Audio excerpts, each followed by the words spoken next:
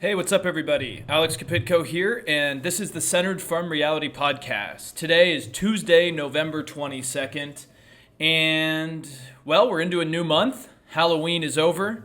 It's time to run off all the calories from candy and all that jazz. And we also are right now in the heat of that Virginia gubernatorial election. And so that's actually happening today. It is a tight race as of now. I'm looking at 538's polling, which was updated 2 hours ago, and Youngkin is currently leading by 47.9 to 47%. So about a 0.9% margin here. Let me also just look here. Yeah, it is looking super close right now. So probably on Thursday, I will do an episode. Hopefully the results will be wrapped up by then, and we can kind of analyze what has happened so far. But there's this site I follow, Crystal Ball, and coming into this week, it was leaning Democrat in this election. So basically, they were thinking Terry McAuliffe had a little bit likely chance to win this election. But now it's actually gone to leaning Republican. And Frank Luntz, a big Republican pollster, said that he believes there's about an 80% chance that Glenn Youngkin is going to win. And, I think we've seen time and time again in the Trump era that polls have undercounted Republicans. And even if it's slightly favoring Democrats in the polling leading up to the election, Republicans seem to turn out in higher numbers than expected. So I'm curious to see if that's the case again in this. We will hopefully know by tomorrow, so I'll have to do an update later in the week. But it's close, and I think this is going to be very, very important for 2024. So let's just keep our eyes on it. I mean, we've seen critical race theory, school boards, all these type of issues come up, and Terry McAuliffe, I think he shot himself in the foot when he basically said that he didn't, I don't think he actually meant what he said, but he said that he didn't think parents should be involved in the classroom, basically. And a lot of parents don't like that. You don't want to piss off suburban parents, and I think McAuliffe did. So anyways, I'll keep you guys updated on that one. But other than that today, I would actually like to cover a few things. One, international. And this international is the climate conference. It's the 2021 United Nations Climate Change Conference, which is in Glasgow, Scotland, in the United Kingdom. And then also I want to talk about Pete Buttigieg, Kamala Harris, and the 2024 election. So yeah, I'm nice and caffeinated today, and I think it's time to talk about this big conference happening in Glasgow. So, like I mentioned in the intro, this is the 2021 United Nations Climate Change Conference, which they sometimes call COP. And it started on Monday, and it's going into the next week and a half. And from kind of what I've gathered, I don't know, every event seems to be like this lately, which rightfully so. But the event is kind of right now, regarded as a make or break moment to take meaningful action on climate change and global warming.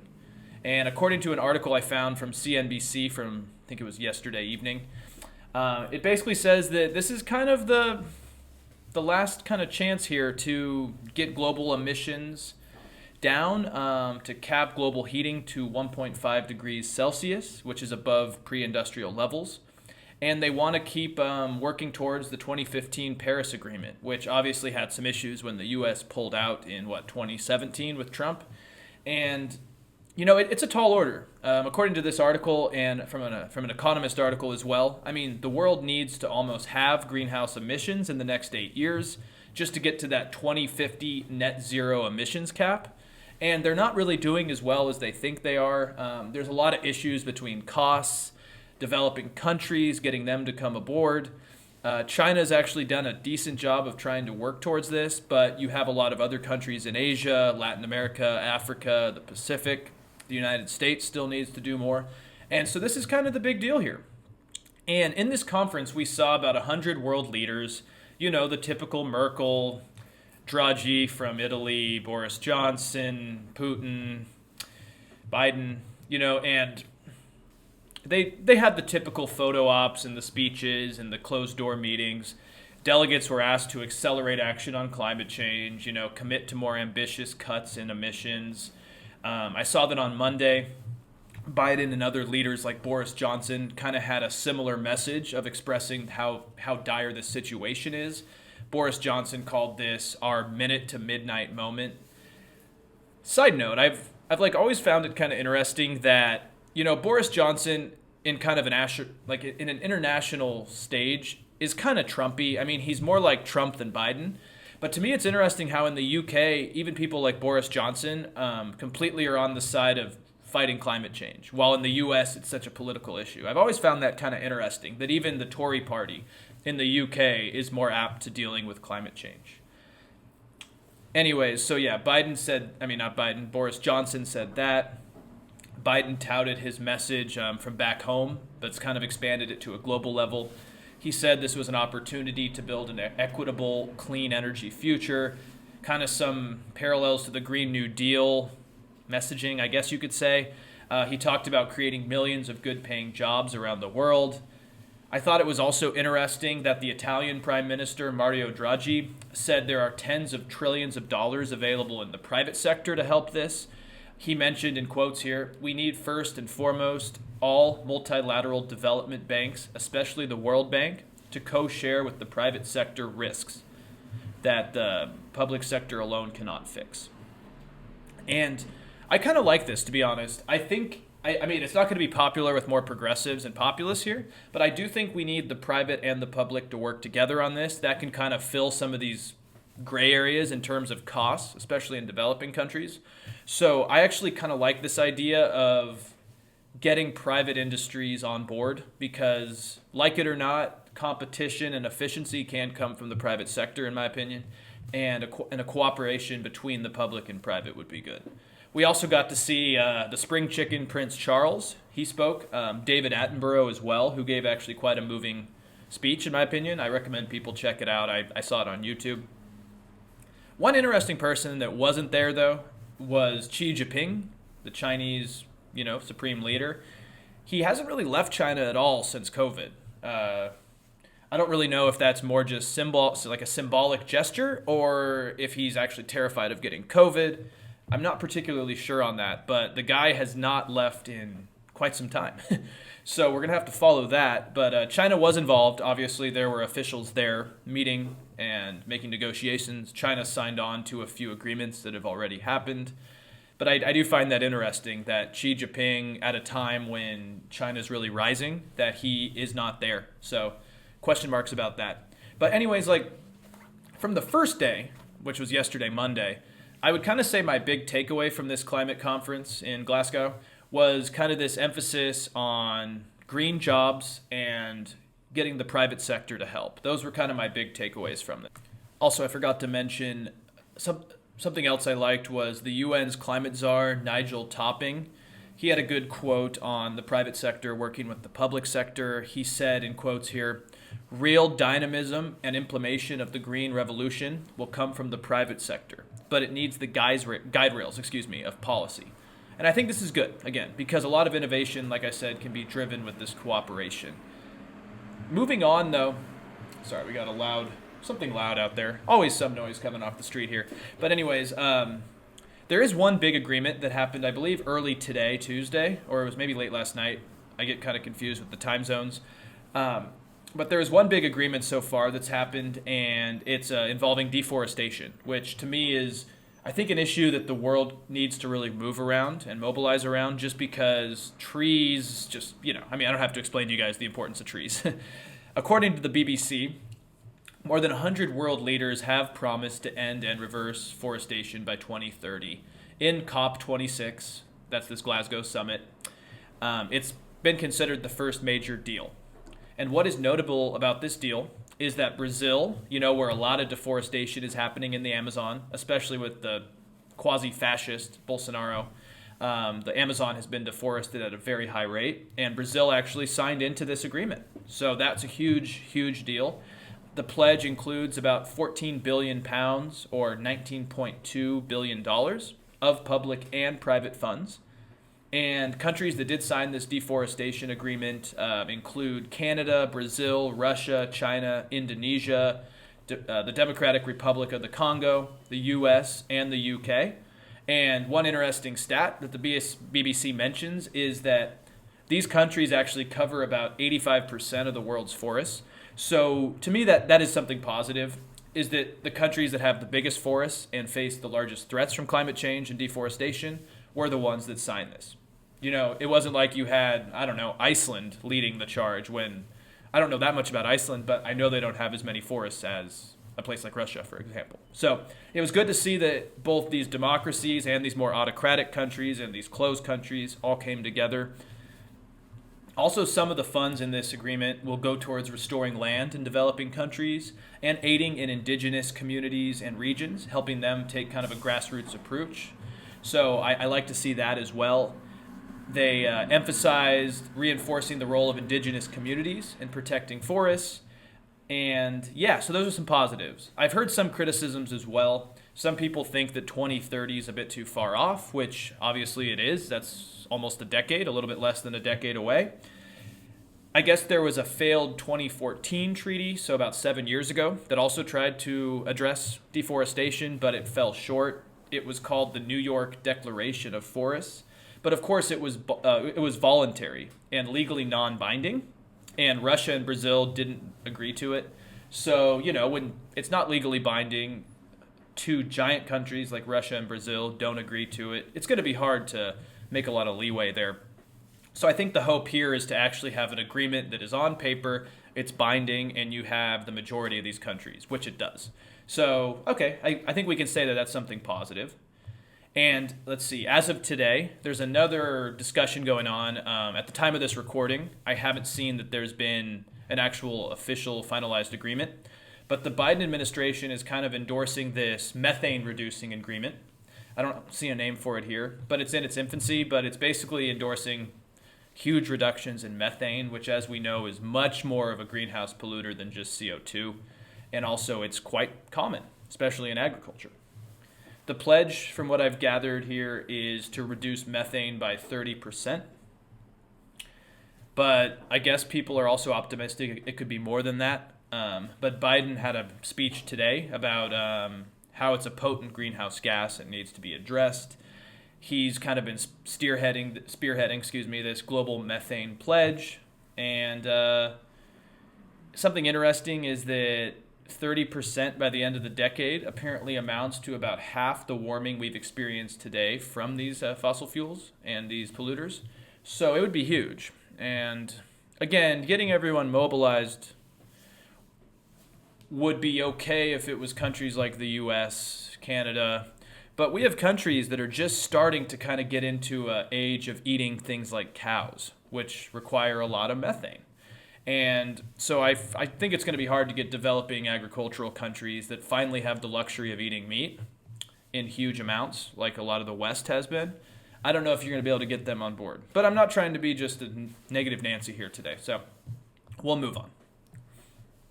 Also, some other interesting things that I saw in this, I think this all happened in the last couple days as well. There's some smaller but significant deals or ideas.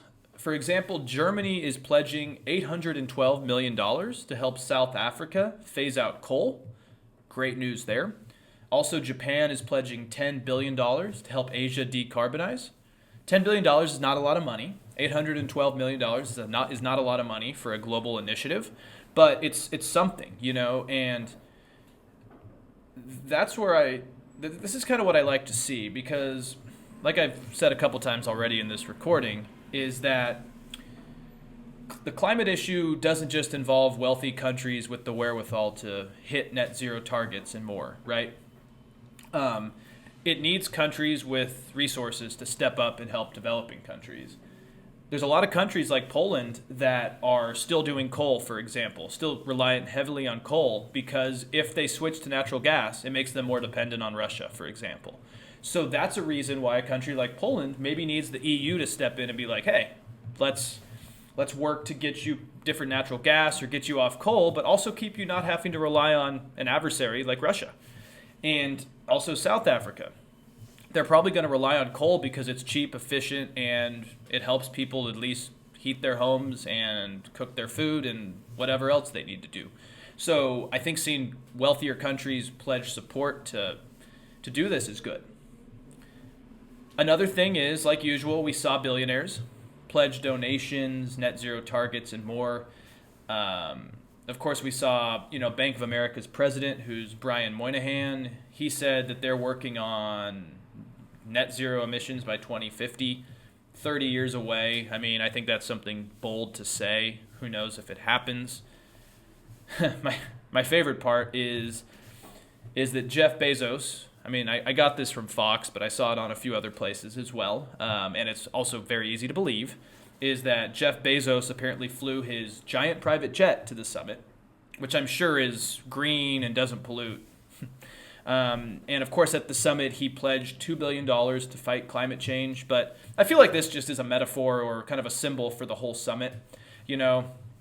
Rich billionaire shows up in his probably very dirty jet to pledge a little bit of his giant mass amount of money to fight climate change when, he could probably single-handedly help in a lot of ways, And I've seen a lot of criticism about this, and it's rightfully so.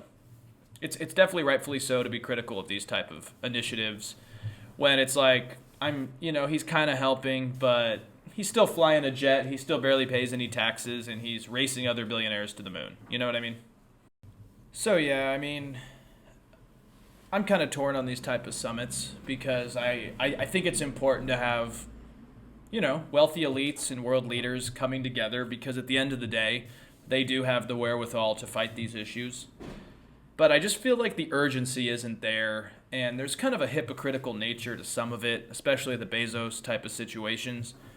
And then there's the fact that a lot of these things, because there's not enough urgency, if someone like Trump is elected in 2024, which I'm slowly thinking is more and more likely, he could just go back on this stuff anyways. You need to get this ball rolling, right? And it doesn't seem to be happening. Of course, Greta Thunberg and her allies feel the same. I rarely find myself agreeing with her, though sometimes I do, and sometimes I do agree with her urgency. I've seen that her and her followers, allies, whatever you want to call them, have lambasted the climate conference just from outside the doors, something she usually does. And here's a little video I'm going to show really quick. It's from the COP conference. It's kind of funny. She's saying something about kiss my ass or something. So here's that. Let's take a quick look. Climate crisis up your arse. You can shove your climate crisis up your arse. You can shove your climate crisis. You can shove your climate crisis. You can shove your climate crisis up your arse. This COP26 is so far just like the previous COPs, and that has led us nowhere. They have led us nowhere. Inside COP, they're just politicians and people in power pretending to take our future seriously, pretending to take the present seriously of the people who are being affected already today by the climate crisis. Change is not going to come from inside there. That is not leadership. This is leadership. And, in that clip, first off, I do agree with her that these climate conferences are usually non-binding, out of touch, hypocritical, all that fun. I guess you could ask the question on why these people would want to change things if they're profiting off the system, If the system works for you, why change it? And there's probably some validity there. Does Jeff Bezos really want to change the current system or change things? I honestly don't really think so. The one thing I will push back on, though, is that I don't particularly know what Greta plans to do here.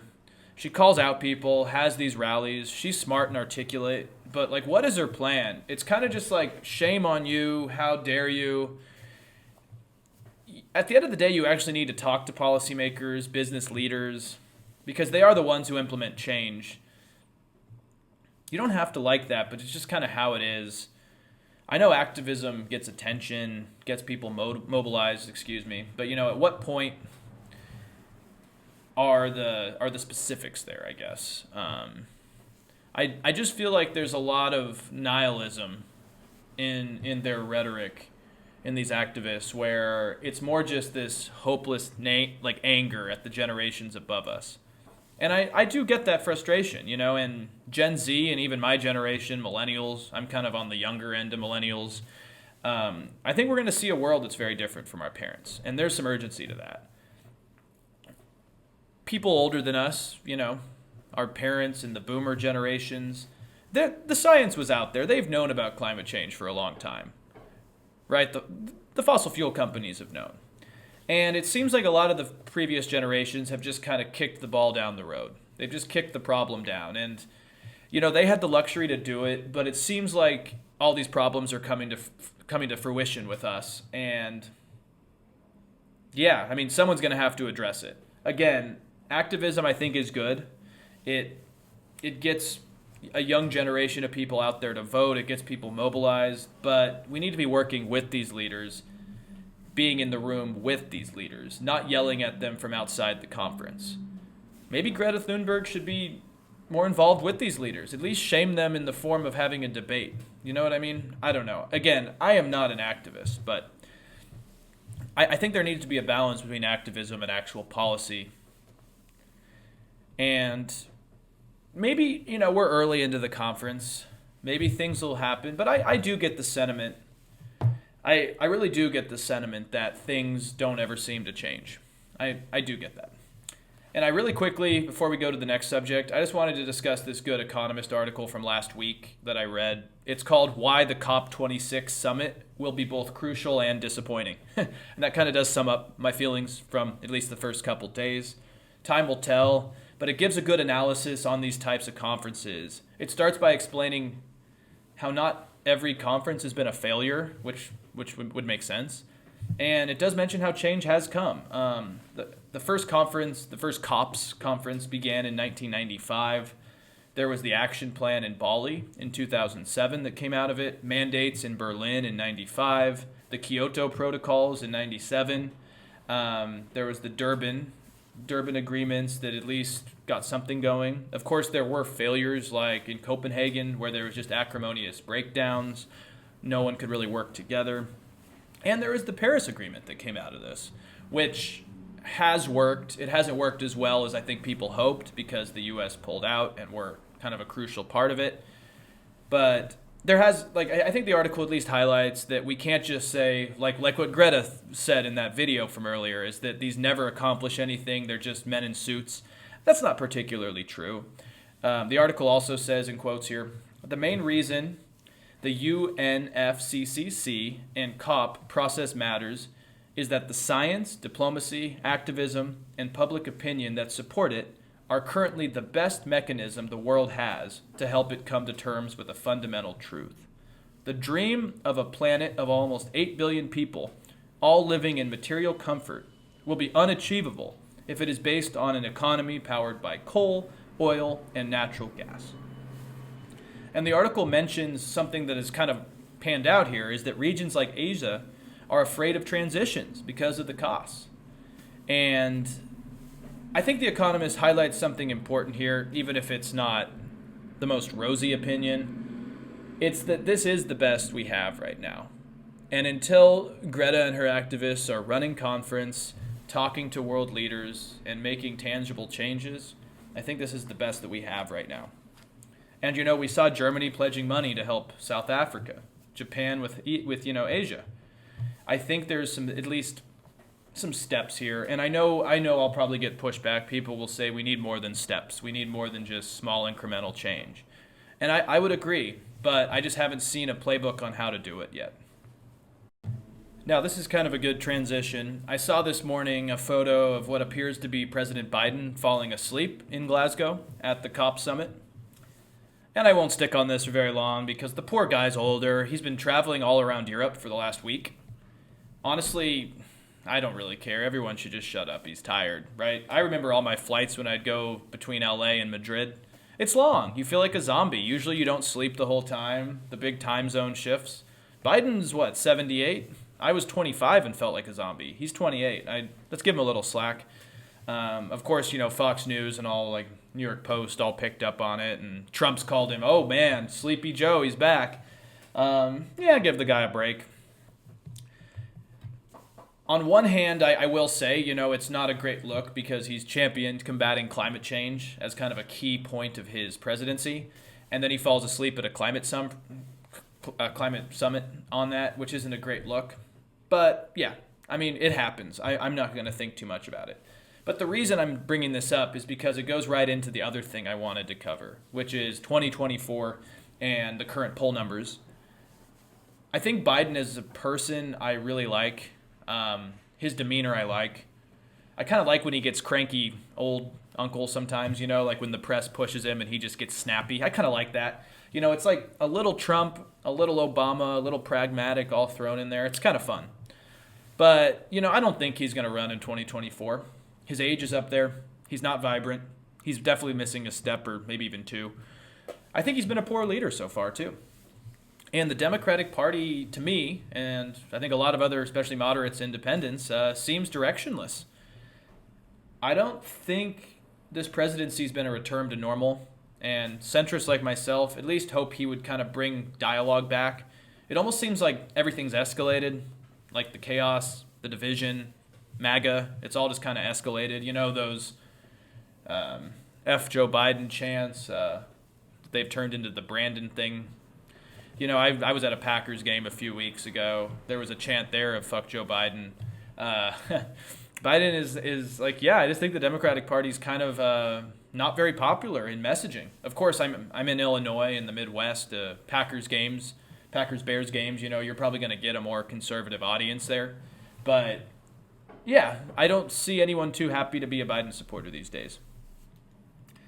The problem here is that a lot of center-right people, like myself, really see democracy in threat, mainly from the Trump Republicans and how the Republican Party is just kowtowed to Trump. And we worry that if the Democratic Party just can't make policies, the Republicans are going to be back and they're going to be angrier. And, the Democrats are the opposition to an authoritarian movement that Trump has fueled. And this opposition is splintered, and throughout history, you don't want a fractured opposition when something serious is happening, because usually you can't stand up to the problem. It's plain and simple. And the Democrats, to me, are not giving me much confidence in standing up to this growing authoritarian threat. A voting bill would have been nice. That John Lewis voting rights protection would have been good. The reconciliation bill has been cut. A lot of the programs that people liked, like free community college, lower prescription drug prices, paid leave, all of these are gone. And this is a roundabout way for me just to say that 2024 might be kind of scary for the Democrats and sane moderates, just kind of everybody, unless you're a big Trump supporter, basically. And it looks like the two people on the left who are currently favored to run, or at least be the front runners, I guess would be a better way to put it, are Kamala Harris and Pete Buttigieg. Business Insider, or I guess they go by Insider now, has a good article from, I think, like 4 days ago called Kamala Harris's allies are worried that if Buttigieg challenges her in 2024, it would be ugly and help Republicans. The article basically discusses this scenario, which right now is hypothetical, but seems a little too real, in which there is a free-for-all for the 2024 race, when or if Biden chooses not to run. And I don't even know if the American public by then would want Biden to run again, based on his current popularity. But that's another conversation. Usually, as I'm sure we're all aware, the incumbent goes unchallenged by his own party or her own party if they are running again. But that doesn't mean if the incumbent doesn't win that Kamala Harris is just this unchallenged presidential nominee just because she's vice president. And this article thinks it's going to turn into a chaotic election for the Harris camp if the Pete Buttigieg camp decides to run against her. There's a lot in this article, but basically the way I've gathered it here is that there's reports from Pete Buttigieg's donors and allies who are apparently considering getting him to run against Harris, which honestly is probably not a bad idea based on her lack of popularity, to say it nicely. Buttigieg hasn't confirmed this would happen, but the Harris campaign has actually spoke out saying it would be messy. To me, that sounds like they could be worried, and they're kind of threatening, like, hey, don't do this, like, let us just do it, it's going to be messy.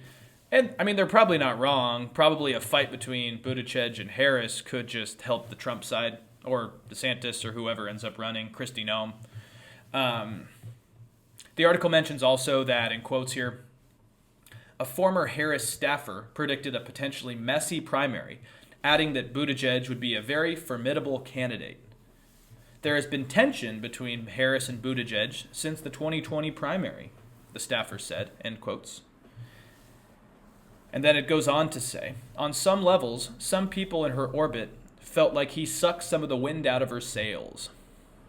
And I do kind of remember that. Kind of everyone sucked the wind out of her sails, though.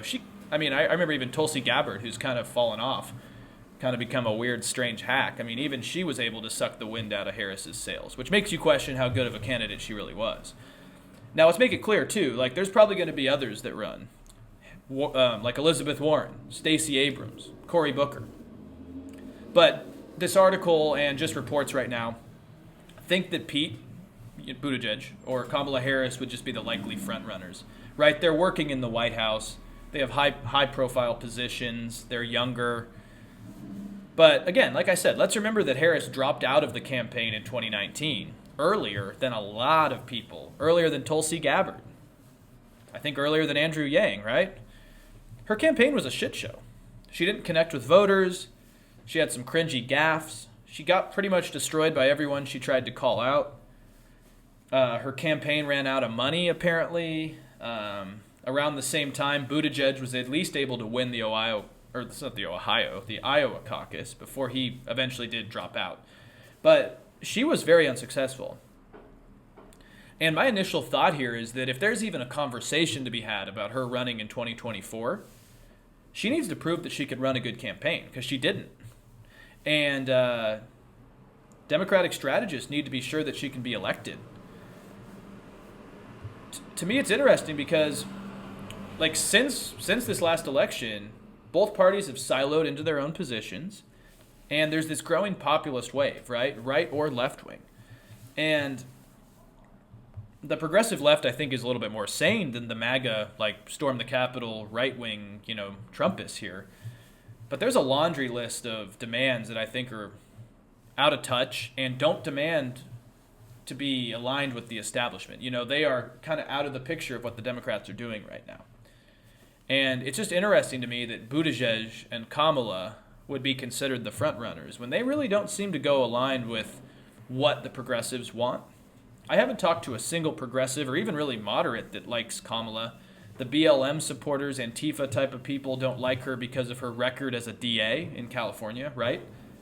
Moderates don't really like her because I think a lot of people see this kind of phony, gaffe-prone, cringy candidate.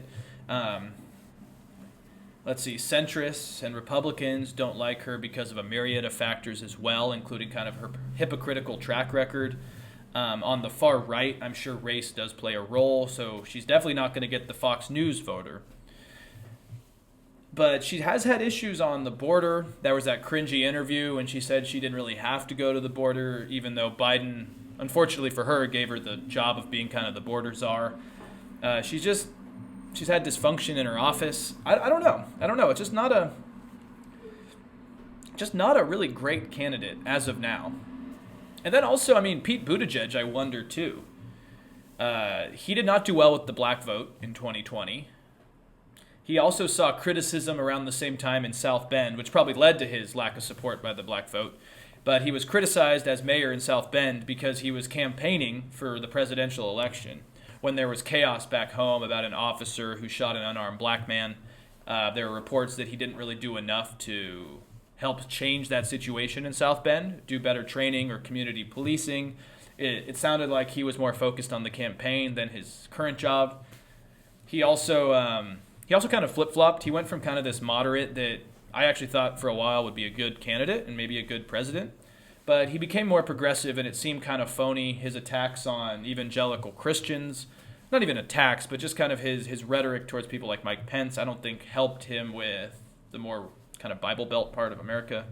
But he's also gay, so that probably doesn't help him either in that case. But again, now, there's this controversy that he's on paid paternity leave for quite a while. And this is also while we're seeing supply issues, a big controversy about the price of turkey coming forward. People are, there's the Fox News story of Christmas is canceled, which is probably bullshit. But it doesn't look great that he's been on this long leave during all this chaos. Now, I'll say he can work from home. He has been working from home. He isn't responsible for all this. And also the media doesn't focus on how these same issues were happening in the previous administration. So I think it's a little bit of an overreaction. But my biggest thing is that he's on paternity leave for a very long period of time. But this current reconciliation bill has scrapped paid time off, as well as other bills that are popular.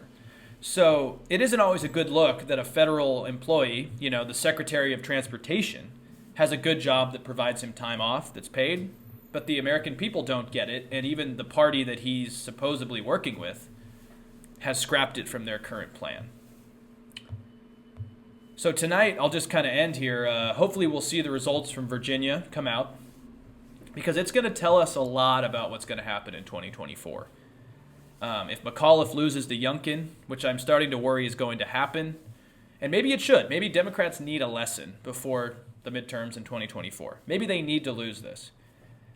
But they better stop putting establishment hacks out there and focus on someone who can fight in the mud with Trumpists. And I don't usually like fighting, but come on. And honestly, I am concerned about 2024. Just today, 538's new poll adjusted to show that Biden's still about 43% approval, about 50% disapproval. I mean, it's arguably better than Trump's was, but Trump always just had popularity with his base. He never really was able to get outside of that, late 30% approval. Biden was in the 50s, and he's had a lot of problems, and he's not having many successes. If the Republicans keep scaring their voters about socialism, election fraud, critical race theory, and Democrats can't return on their campaign promises, I think it's going to be rough. So we're just going to have to see. But I think the Democrats better look in the mirror, especially if they lose this Virginia gubernatorial race. So thank you guys. I'll be back later in the week, hopefully with some election result coverage and conversations. And Apple Podcasts, iTunes, YouTube, Podbean. Let me know your thoughts. Have a great day.